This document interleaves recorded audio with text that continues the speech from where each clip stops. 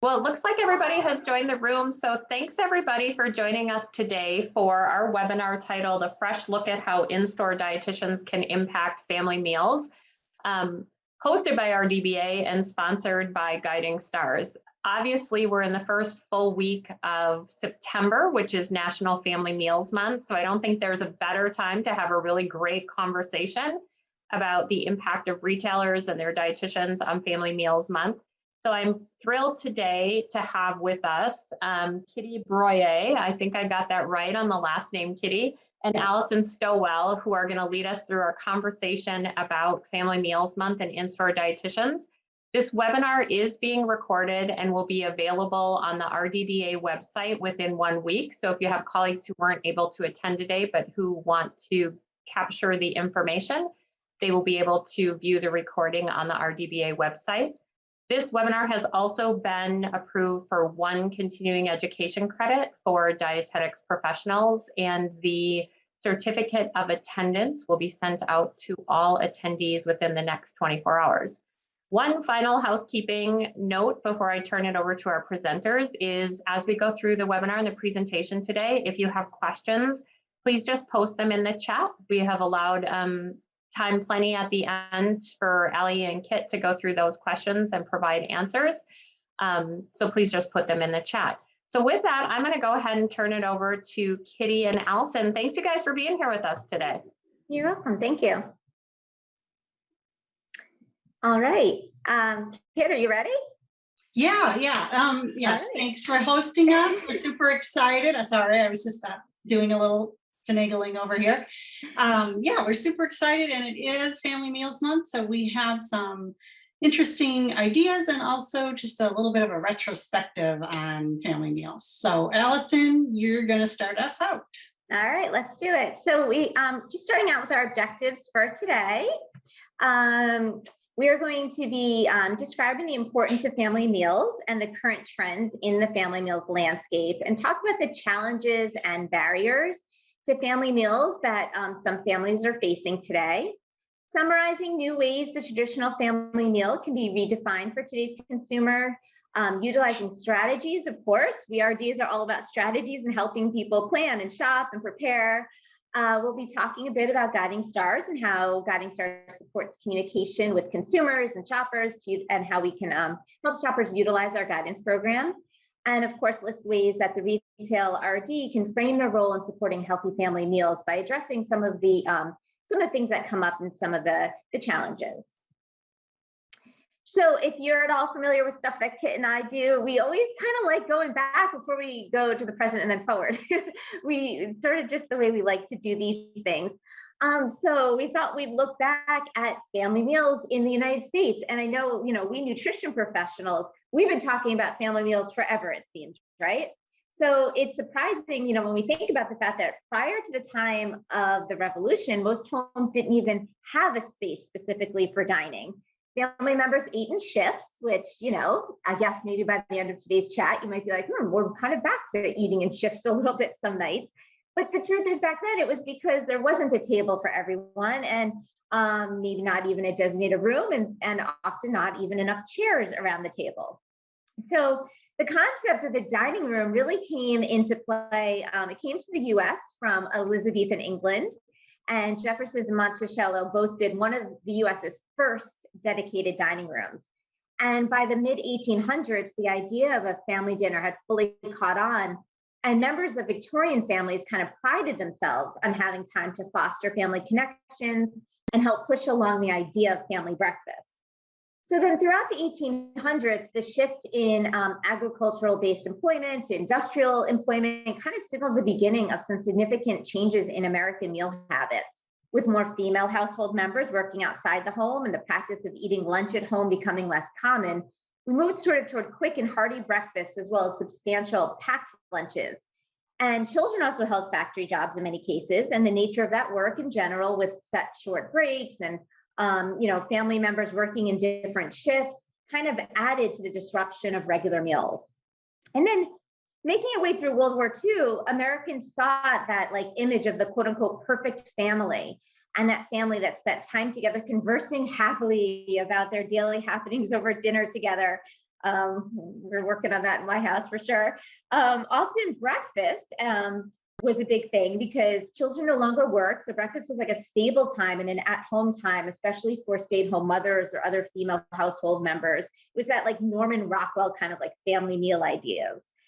And then again, with women moving into the workforce more in the later 60s and 70s, there was more changes. And more specifically at this time to the way that children fed themselves. This is when convenience foods became really widespread and they were looked upon favorably by modern consumers. But as far as families themselves, with both parents working or for families without two parents, kids were increasingly kind of fending for themselves in the food department, perhaps especially after school, but sometimes for breakfast as well, or even at times for dinner.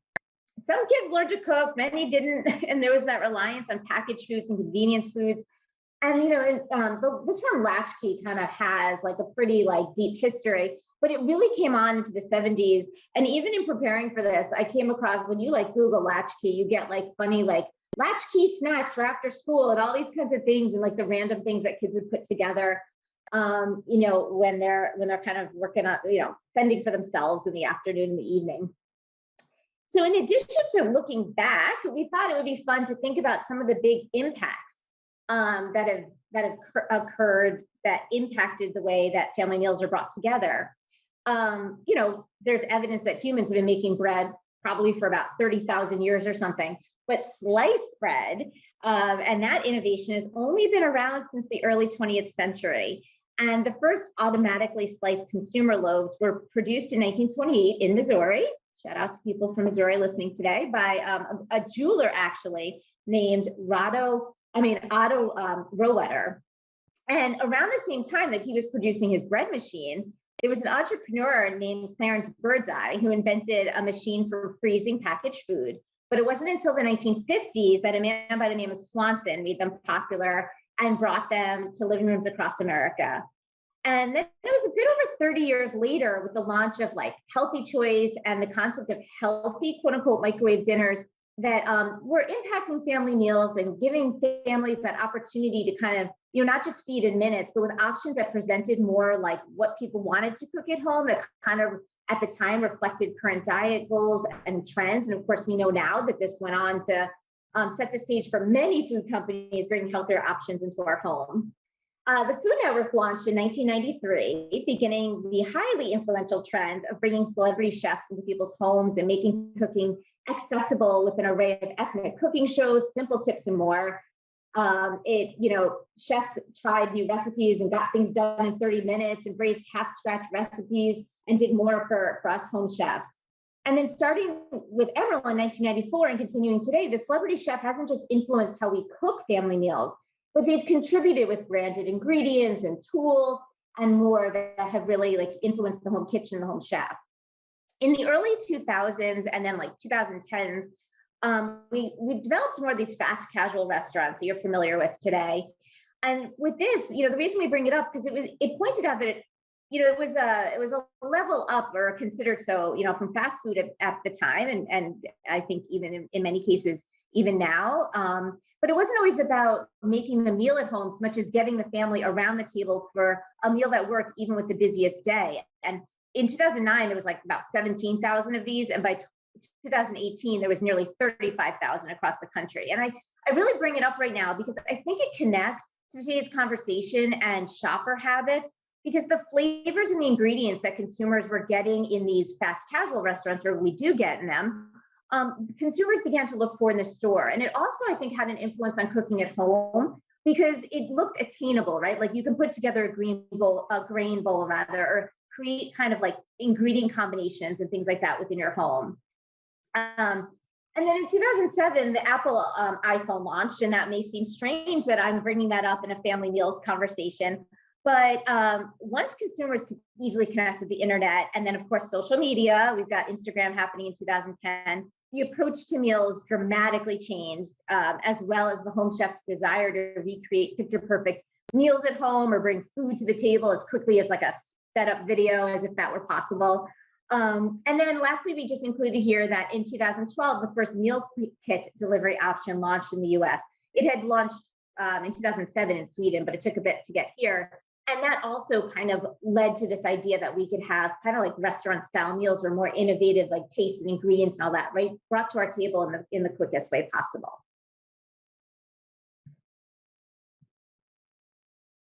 Wow. Okay. That was a lot. Can you hear me? Yeah. Yeah. Okay. That was a lot of info, Allie. Thank you. So that was our look back, our retrospective. And now let's take a look at what family meals look like today. So I have put up there like 3 different polls or studies, like a little of both actually, so that we could just take a snapshot look at what are these meals today looking like. And it might surprise you that according to the surveys, there was actually a slight increase in the percentage of families who reported eating together each day between 2015 and 2020. You can see that on the top of the slide there. Still, we can't toot our horns too much because that's still 50% of families that are not. And so that's not exactly an overwhelming thing, but you can see that in 2020, it did jump up a little bit to 54% eating together daily and an additional 18% gathering together a few times a week for meals with each other. So as you can, guess and surmise, COVID impacted family meals in a big way. And some of its impacts have waned, but we'll talk a little bit more about that down the way. But in that top one, you can see 2020, maybe that's explaining the little blip upwards in family meals daily. I think it probably is. We didn't have many other places to go, at least very initially. In 2021, jumped, you can see it, the CBS News polls found that 73% of families with children under 18 reported that they ate together most of the time, and another 15% saying, some of the time they get together. And given COVID, obviously, that's all understandable. And even those of us who all stayed home together during COVID, we might have wanted some alone time. So maybe some of us took that during meal times. And so when you see 15% ate together some of the time, could have been, it was like, oh, I've looked at you all day. I really just want to go eat my meal in peace and not have to be around everyone. And I guess I can give that to people as well. 8% did say they hardly ever eat together, which given, sheltering in place, I think is a little sad, but, we don't know what everyone's life was like. And a lot of people did still have to work. Some of them worked even more. And maybe that is attributed to that. And then the last stat there, 65% believe eating as a family brings them closer together. And sadly, 31% says it has no effect on relationships. I'm not sure about you guys, but I would venture to say that they just aren't seeing the effect on the relationship. I'm with you, Kit. Yeah, I mean, it's going to have an effect if you're not eating your meals with your family at all. However, some people might not see it that way. Looking specifically at research on COVID's impact, not all of the impact is negative. So it seems like I heard a lot back then about how much people are drinking alcohol, gaining weight. And yes, all of that did happen. But there were also some good things happening. Healthy eating scores, as measured by a rapid eating assessment, increased. The scores increased overall. People were cooking more. There was less breakfast skipping. And of course, much less restaurant and takeout food for most people. And they actually, in this global survey, found an increase in fruit consumption. Can't say the same for veggies, unfortunately. That remained the same as before COVID. I'm not, I think we can all guess what that says about it, but consumption of sweets and sweet beverages increased. And despite some specific improvements, overall 36% of respondents reported eating less healthfully and 21% reported eating more healthfully. So again, not super overwhelming, but a little, some good and some not so good. It wasn't all bad stuff, The participants in this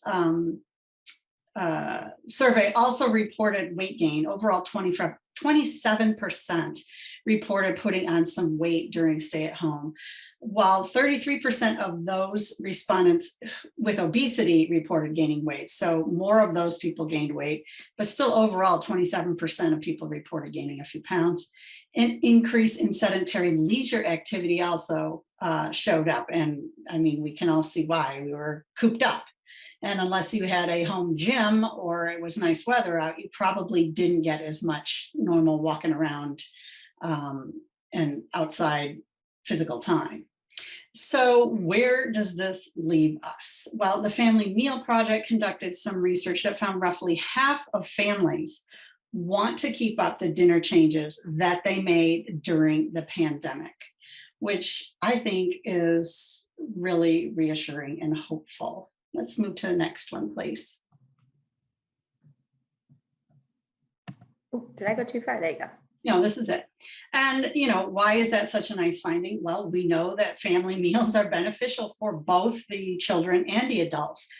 I would say that it's my feeling that most people think of the benefits to the children more than they even realize that there's benefits for the adults and themselves as well. So this is just a cute slide that they put together for us, but I have a couple of specifics that I want to elaborate on. So according to FMI and the Family Meals Month website, regular family meals are linked to higher grades and self-esteem and delayed sexual activity. And this is not a webinar about that, so we're not going to continue talking about it. Children who grow up sharing family meals are more likely to exhibit what they call pro-social behavior as adults, meaning they know how to get along. They know what sharing is. They understand fairness. They understand respect. They understand listening to each other. So all those good social behaviors. And with each additional family meal that they share each week, adolescents are less likely to show symptoms of violence, depression, and suicide, and less likely to use or abuse drugs, run away from home, and less likely to engage in risky behavior or delinquent acts. Again, these are associative things, obviously, but it's interesting to see that and think about, well, why is that happening exactly? And there are many reasons. And I think it's a fascinating thing to think about, because even teenagers enjoy a family meal. I remember when my son went away to college, and he's 25 now, so he comes home and he cooks for me, which is awesome. But when he went away to college and then he came home, he said, "Are we all going to sit at the dining table together?" And I was like, "Of course we are. We always do." But to him, he missed that so much. And that just struck me very profoundly, because you don't realize that some of those things that you sort of took for granted as here's what we're doing as a family, and in certain periods of their lives, they weren't totally on board with those things. They'd rather be doing stuff with their friends or away or whatever. Now, later on, they're like, "Oh, can we just all sit at the dining table? I don't want to sit at the counter, or I don't want to eat in shifts. I just want to all sit together." I thought that was so sweet. But enough about me. Adults and children who eat at home more regularly are less likely to suffer or have obesity. And a 2012 study in the journal Appetite found that increased family meals are associated with greater intake of fruits and veggies for adults, less fast food for dads, and decreased dieting and binge eating among mothers. So I thought the less fast food for dads was kind of amusing, but overall, good things for the adults too. And some of that is no doubt modeling. We need to eat the same food we're giving, or at least try to, and model some good nutrition behaviors. And so, whatever it takes at the end of the day. So research indicates that it's not just the food, of course. The two primary influences on a child's food intake are the presence of others at the meal, and the study that I was reading called it the setting or the environment, meaning the access to the food and the amount of food available. It's just pretty obvious. If that's big factors for a child's food intake, you need to have the food there and they need to have enough of it. And the presence of others at the meal is also very influencing. Communication and time shared together is just such a crucial part of the family meal equation. And that's a point that Allie and I really do like to talk about. Next slide, please.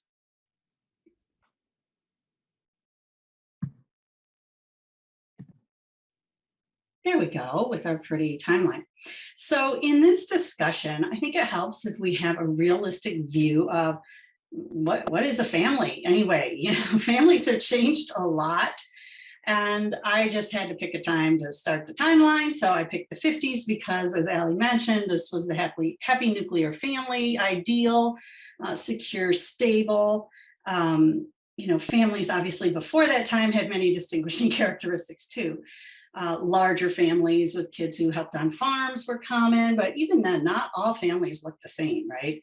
Many had multiple generations under one roof, for example, but not everyone did. Some were immigrant families before that, you know, that year or even after, of course.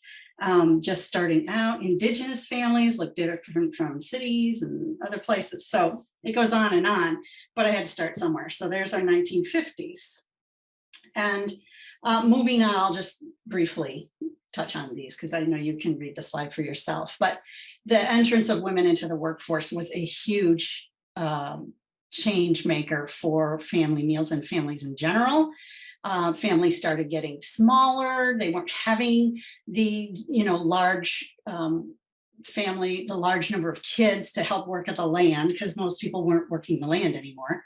70s, you know, there was more income inequality that was starting to make greater impact on family structure. And what I meant by this is that now often two people did have to work in order to make it versus just the one bread earner in the family. That was usually possible prior to that, depending, of course, on the situation. But so now both adults, if there's two adults in the home, they are, you know, more likely to be both working. The next one is women making up about 50% of the paid workforce. There you go. That just shows that more and more women were joining the work out of the home world. And I will say it's the work out of the home world, because even if you're the stay-at-home parent, you are working hard in your own home. And then 2005, more than 50% of households headed by an unmarried person. So for whatever reason, there are many single head of households, and those kids and that family situation and the dynamic and the needs obviously were changing, and that was happening nationwide and probably, you know, more further than our nation, of course. 2000, I'm sorry, I jumped. 2000, I went out of order. I forgot. I'm so sorry. So it was 2000, 2005, then 2008. Now we're on 2012, revival of the extended multi-generational household. I don't know if you've read about that, but I think it's fascinating how starting around 2012, people had grandparents moving back in and recognizing the benefit of that, but also helping out the family and the older family members because of the cost of living and things like that, and caregiving being so expensive. Here you could have somewhat of a built-in caregiving situation. And then 2020, only half of Americans live in nuclear families. So going from the 50s, when it was predominantly nuclear families, now, I'm sorry, only a third of Americans live in nuclear family situations with two parents and, you know, the two happy kids plus sitting around the table and all being joyful at mealtime. So it's really interesting to see how our country is changing. And obviously there are many more things we could have put in here, but it just shows that, yeah, here are things changing. And when you put everything together, experts are saying we are likely living through the most rapid change in family structure in human history. And I think you probably agree. The point being, we will always be changing, families will, and we need to not only stay abreast of the changes, but also make all types of families feel welcomed and understood and accepted at our stores, and feel that we are connected with their needs and their desires in terms of nourishment and mealtime. I mean, they have different expectations and they're different families. So we need to kind of respect that and get with it there. Next slide, please. So since we asked what a family was, now let's ask, well, what's a meal? What constitutes a meal? And again, the concept of what a meal is has changed drastically. And, you know, the dictionary says a meal is an act or the time of eating a portion of food to satisfy appetite, which I think is kind of a funny little definition. But the meat and potatoes meal of yesteryear probably isn't the most popular type of meal in this country anymore. And even holiday meals have changed a lot. And if you think about it, so if you think, okay, what's your perfect meal? You might think of Thanksgiving, but then you're like, oh yeah, now we have Friendsgiving. A lot of people do Friendsgiving. That's a different kind of meal. That's a potluck, and the people aren't even necessarily family, and blood family, or whatever you want to call it. So things have changed, and ethnic traditions and cooking techniques, global flavors, exotic ingredients that aren't really exotic anymore. Those are just a couple of ways that meals have changed right alongside with the families changing.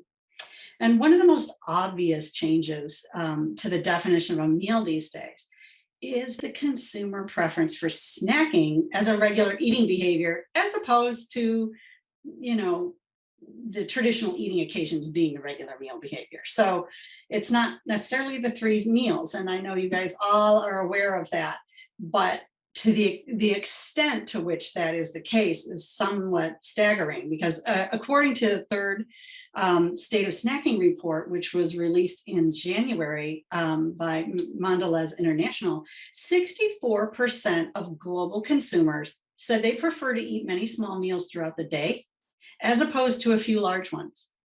And that was up since 2019. So I'm thinking COVID made the snack all day habit, kind of seem normal, because we were around and able to do it all the time. And now it is normal. 64% say, yeah, I like to eat that way. And that, I would imagine, is going to go up. And other market research supports this too, because 70% of millennials surveyed in 2021 said they prefer snacks to meals. And just over 90% of Americans surveyed said they would have replaced at least one meal a week with a snack. And 7% said we don't eat any formal meals at all anymore.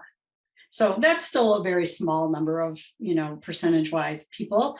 But, millennials especially, 70%, they're like, yeah, we'll just take the snacks. You can keep your meal. So for us, there's a challenge there, right? According to the survey that I just spoke about, 82% of people said snacks have served different purposes for me at different phases of my life. And digging deeper into that, Gen Z consumers said they're more likely to snack to relieve anxiety and boredom. And millennials are the most likely generation to snack to meet their nutritional needs, which I think is really interesting. They're thinking about it as, this is my meal, and I should put some thought into how it's put together. Whereas, Gen X is more like, I need comfort food.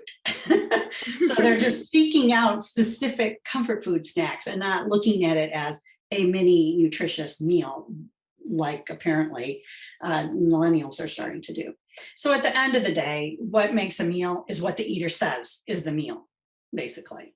And does that really matter to us? Well, we have to take these wide variations on what constitutes a meal into consideration, for sure, when it comes to nutrition and providing guidance on how to put together a meal. Because in reality, you need to see, are you putting together a meal, or are you really looking to be putting together a healthy snack?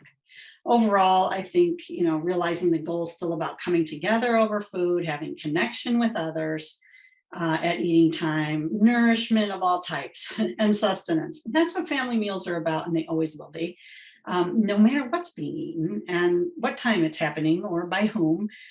So I think, people still want that stuff, the goal items, the nourishment, sustenance, and increased together time. It's just looking really different for people these days. Allie, back to you. Very cool, Kit. Thank you. So I love all that stuff that Kit just shared, and we're going to shift gears a little bit now into talking about overcoming challenges to make family meals happen, whatever they look like, right? So there are many things that we could have put on this slide, but we selected this list of 5 areas that frequently present barriers to family mealtime. There's likely many more, including things like illnesses, dietary restrictions that may affect just one member of a family, et cetera. Of course, one thing that affected us all that we've already been discussing today, it's some of us, in multiple ways in some cases was and still is COVID.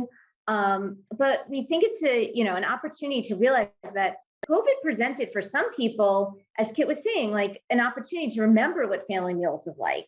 And likewise, as they work toward getting back to quote unquote normal kind of lifestyle, it's been easy to see based on her statistics also how easily regular meals can become, essentially like less regular.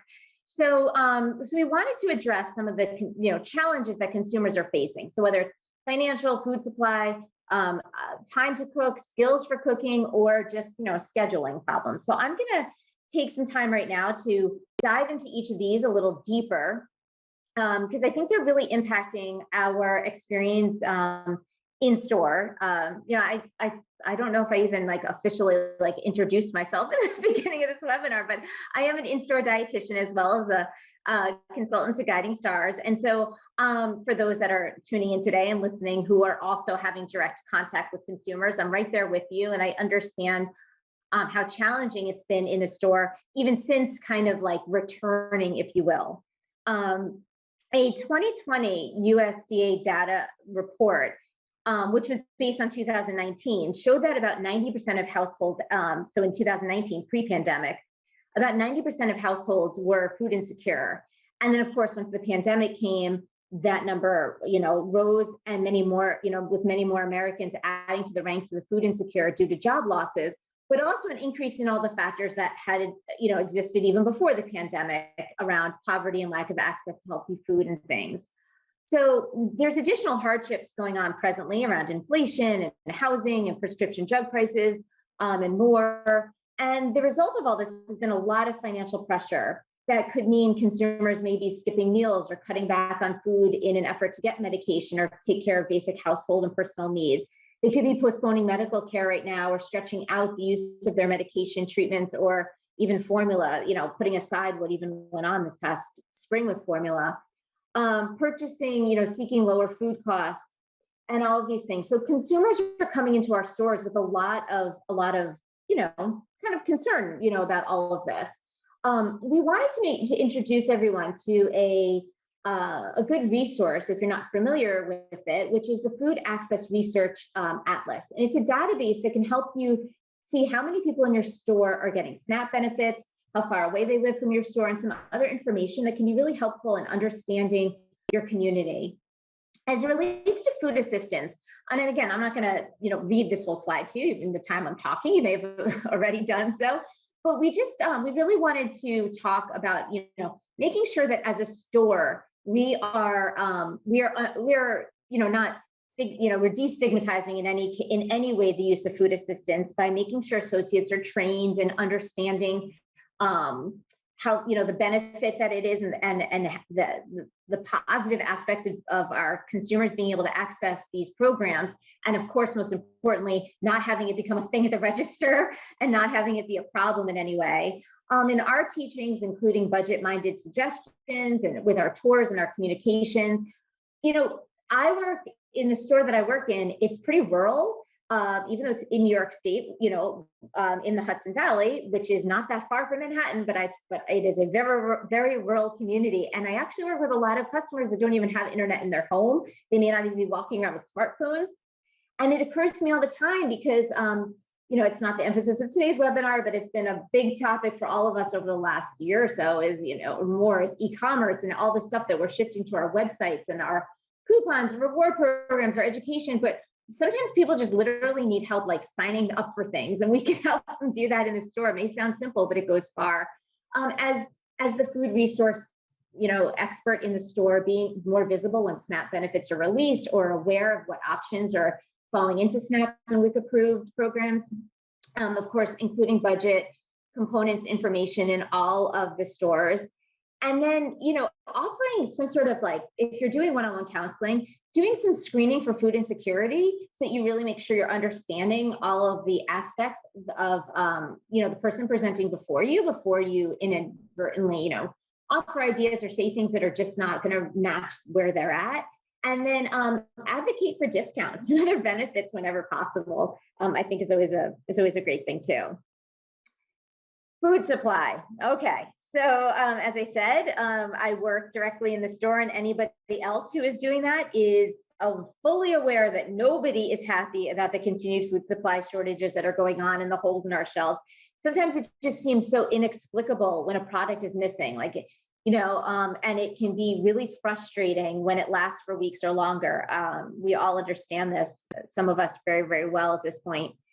And so the best thing that we in store RDs can do is make consumers feel heard and encourage an opportunity to try something new. It helps when we can speak from our own experience about trying new products, and it's important to remind customers to be flexible wherever they can. In some cases, it's brand loyalty that creates a barrier to trying something new. And if possible, I suggest, and something that I typically try to lean on, is I learn and educate myself on how to communicate about new brands that my store may be selling, so that, particularly when we're making brand shifts to manage some supply shortages. Because when you can tell a story and make a new or lesser known brand seem more approachable to a customer, they're likely to feel more comfortable purchasing it rather than kind of viewing it as the quote unquote like other, if you will. We can also, of course, always help with basic reminders and education around when it's good to do bulk purchasing, when it isn't, and safely labeling and storing food. I bring that up a couple of times during this slide deck because it's important. I think we all discovered also during COVID that many of our, many of the people we work with had random things in the corners of their fridges and freezers that they wondered if they could still use. So giving some education around how to store stuff. And then lastly, we are full of fantastic ideas and recipes. I'm sure everybody listening today is. And just remember that what might seem as a simple strategy or simple thing that you do to manage your week might be brand new to someone else. And I especially recommend, encouraging and informing consumers about recipes that are easy to substitute with different ingredients, or not just offering a recipe, but offering the recipe plus the sort of like choose your own adventure ways that you can take that recipe, because it's really helpful during this time of food supply shortage, because when we're really stuck on a recipe or something like that, that's when we can run into some of that frustration. What about time constraints? So, how can we help? We've got a bunch of ideas here, prep day, etc. And, Kit and I were talking earlier about prep day, and, consumers kind of talk a lot about doing their meal prepping on one day, putting everything into containers and things like that. And here we've got our image of someone safely storing their leftovers, which I love, and doing all this bulk cooking. And this is helpful, but this isn't the only way that a prep day can be done. A prep day, first of all, can be a more simple thing. When you're working with a customer, they may look at an image like this and find this super overwhelming. It could just be that your prep day is like roasting a large chicken so that you can use it in various ways over the next couple of days. I also like to really expand the definition of prep day when I work with individuals to think more about just like simply sitting down for a moment and reviewing your week, the week ahead. What does it look like? How can you produce meals to match it? Because these are the things that ultimately get us to the table faster, right? When it wasn't like, oh, I forgot I had a meeting that night and I didn't prepare a dinner. I should have made extra last night, things like that. So to me, part of prep day is figuring out when you can cook and what do you need to do, and untangling your week, so to speak, so that it can work to your benefit. And this brings us into next overs and deconstructed meals, which if you have listened in on any of our webinars before that Kit and I do, or read any of our stuff at guidingstars.com, you know that we view these as our like BFFs in the kitchen.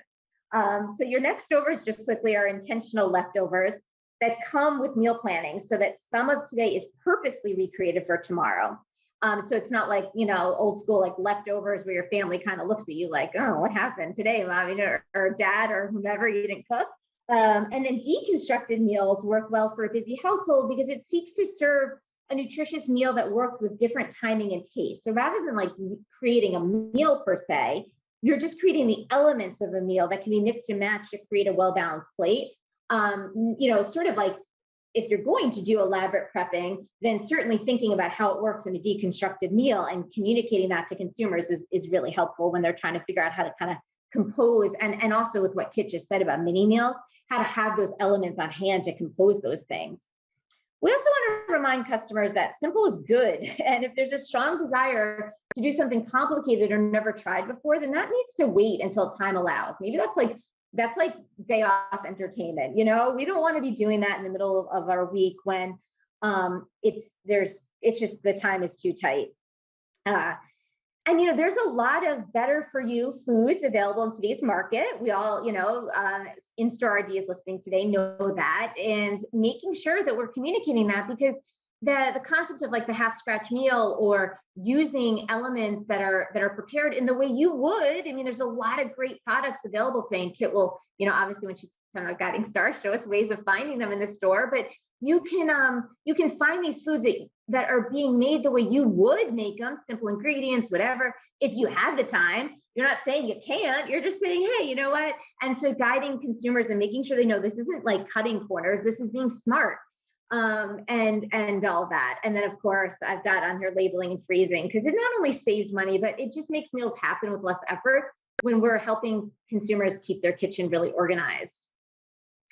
So more people are eating at home for a variety of reasons, and some are leveling up their cooking skills, and some are looking for more specialty foods or unusual ingredients, while others are just realizing, coming out of COVID or coming out of this sort of stay-at-home piece of COVID, they're realizing that they're actually lacking some cooking skills. And either way, we want to encourage our consumers to kind of like channel their inner Julia Child and just have fun with cooking. It doesn't have to be a serious thing. And dishes are not always going to look Instagram ready, despite that timeline I provided for you guys at the beginning. That's not, the path we all need to be on.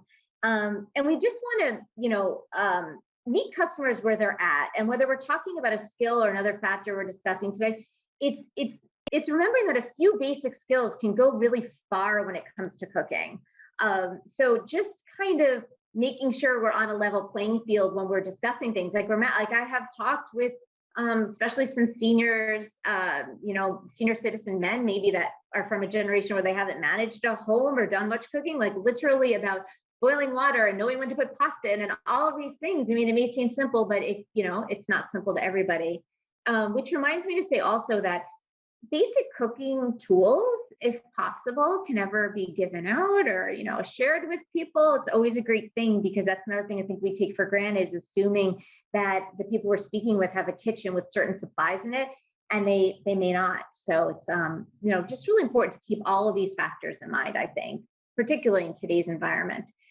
And then the last thing I want to address is the hectic family schedule. And this slide's a little near and dear to me. I found that I wrote my notes and then shrunk my notes because it was becoming too much like an insight into my own home during the week, because I know that in my house, it's sort of like Monday and then all of a sudden it's Friday. And I'm not quite sure how we got there. I just know it involved a lot of like going in and out of my driveway in the meantime. And I know I'm not alone in that. And especially as Kit mentioned, with all of this move toward like snacking and mini meals and everything, we want to just get back to her slide there, where she emphasized that the goals of family meals are centered around connection and sustenance and increased togetherness. And keeping that in mind, if we are not afraid to kind of expand the definition or what it could actually look like, I think that we could really help our customers feel like they're achieving this goal, the goals of connection and sustenance and increased togetherness a bit more. We can remind them that, you can apply a little bit of reality, as I'm saying, to your family meals. And to start, one of the ways we might want to do that is just kind of, when we're working with a customer, especially one-on-one, creating a blueprint for their day and how to manage those meals and snacks in a nutritious way that'll work together to meet their overall goals. Because as we've learned in this time together, busy schedules don't always align with typical meal times, and it requires a different approach with larger snacks and mini meals and these things that our customers clearly want. So it may mean that within a family structure, they're even on a different page. And this is just the reality when it comes to busy work and school days. To be honest, in my own home, I was thinking about it this week as I was preparing, or even the end of last week, which was our first week of school. We were already into this pattern.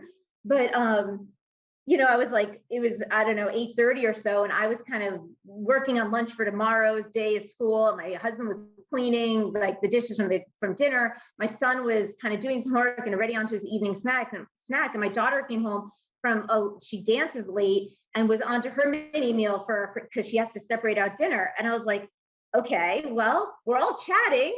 Two of us are eating. We're having togetherness in the kitchen, and this is just what it's going to look like tonight.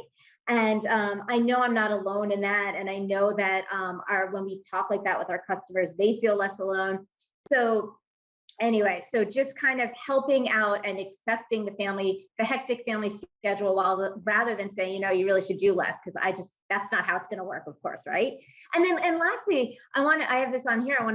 I do want to say is to offer alternatives like family breakfast or brunch on the weekends, family night, Friday night pizza, Sunday night dinner. There's other ways to do it that still focus on that togetherness and that increased, connection and sustenance piece of family meals.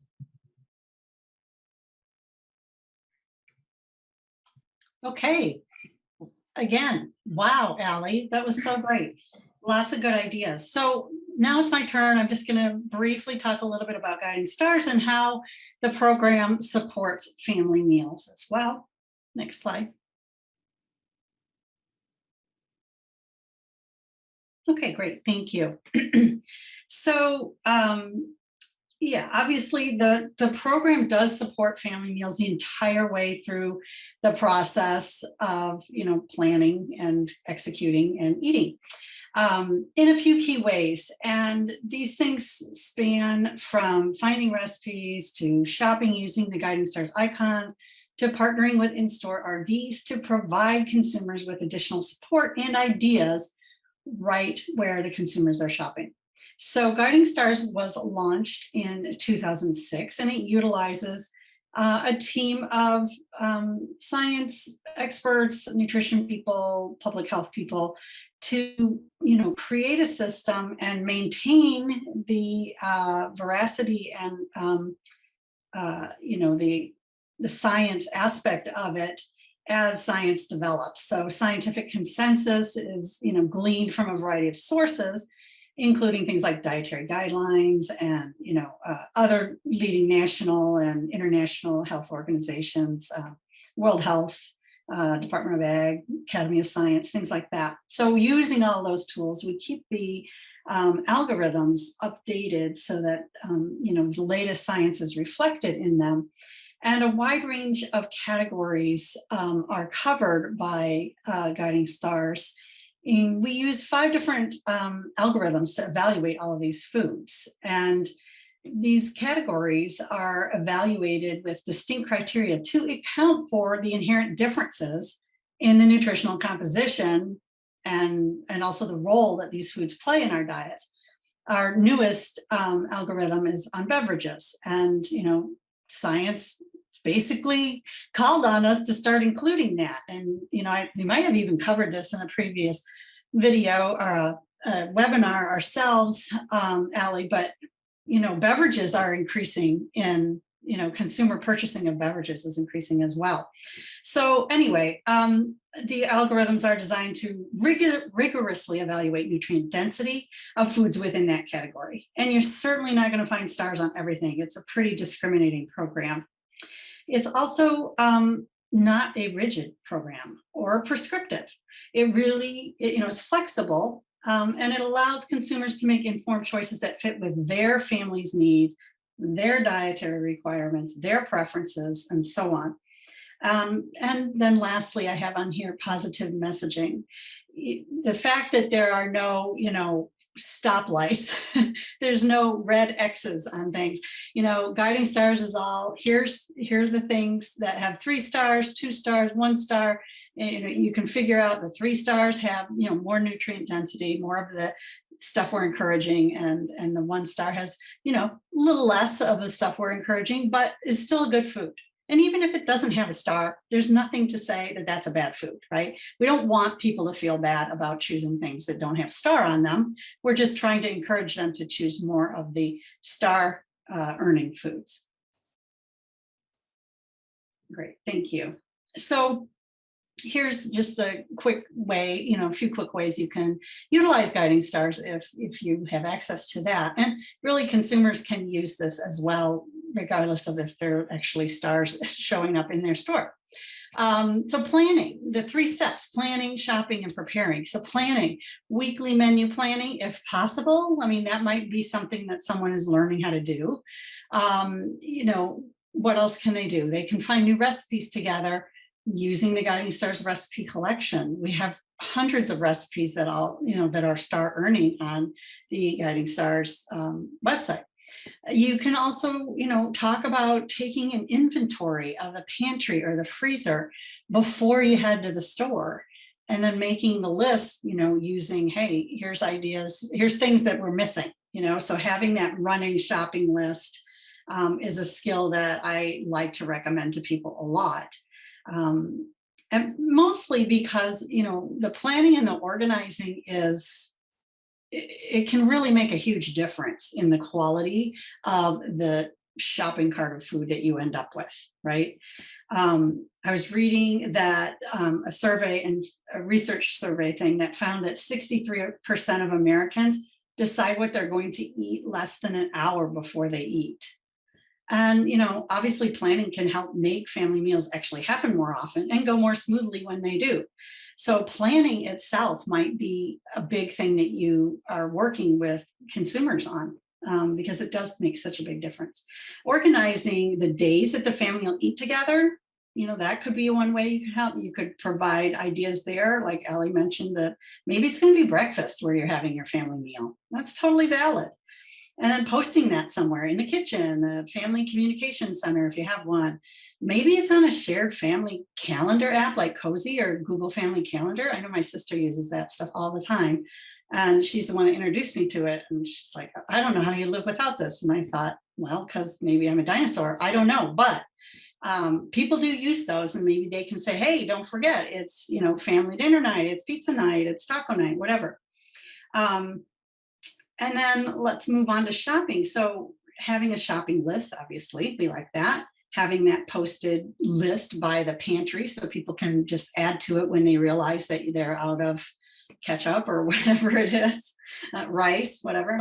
And then really, there are lots of things that can be learned by children when shopping. So I know this is a very sensitive topic among people, but taking children along when you're shopping, while it can be cumbersome and kind of a pain sometimes, does provide a lot of opportunities for them to learn skills, as well as help and be involved in the choice of the healthy foods, looking for the guiding stars on the shelf tags or the products, helping figure out what the price of that product is, looking at the labels there. So it's really, you don't have to do it every time, but I always feel like when I see someone shopping with their kid, I want to go give them a gold star, because I know how hard it is. And yet they're there. Maybe they have no choice, but maybe they did. And they chose to bring that child. And there's things that we can do to encourage that and really instill that love of selecting healthy things and the healthy things that we like in a child.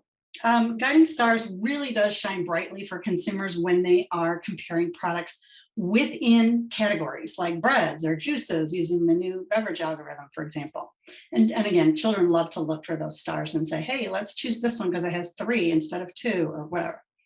And then making the shopping aspect convenient through online shopping is a prime concern as well. And people don't just shop for nutrition. It has to be convenient. And of course, online shopping is such a big deal these days, and kids can even be involved there too. So it can be a family event is what I'm saying. And then our food finder tool, which we do link to on there. It can be really helpful when you have to swap out a product, when something's not there, maybe for a supply chain issue. There's your usual thing is not at the store. You can always check, okay, I'm not sure that they're going to have this brand. You can check online, and maybe you can find a couple other options of brands that you could swap in for that one. And really, it can make consumers also feel better about products that they do see that were swapped in by the store. Like, oh, they don't have my usual brand and they put this one in its place. I don't know what that one is, you can use Food Finder to get nutrition information, allergy information, check the star value. And you can do all of that, right from the phone in the store. You can do it ahead of time. You can do it while you're planning your online shopping. Preparation, Allie touched on a lot of these. We encourage speed scratch, meaning you don't have to make everything from scratch like Little House on the Prairie. You can take advantage of some of the newer things out there and still have a homemade meal. So let's move to the next slide. Yeah, I was gonna say, can you believe it's 1:56? No, I can't. So wrap it up, girl. That was me texting you, Kit. Oh. So looking forward, just all the ways we talked today about how RDs can influence things. And I'm just going to skip to this slide here, which is, of course, where we started, which is remembering that it's Family Meals Month, which is really a year-round movement at this time, brought to us by the Food Marketing Institute Foundation. There's a fabulous retailer toolkit if you haven't checked it out, but it really, it's got so much information on meal ideas and recipes and everything. We've got it in our list, our resources page included in this webinar. But I strongly encourage you to check it out because it really helps support all the stuff you're going to do this month to encourage family meals. Yes, and then similarly, there's the Family Dinner Project, which you might not have heard about. Also, many things that are helpful for families and also professionals who are trying to encourage more family dinners.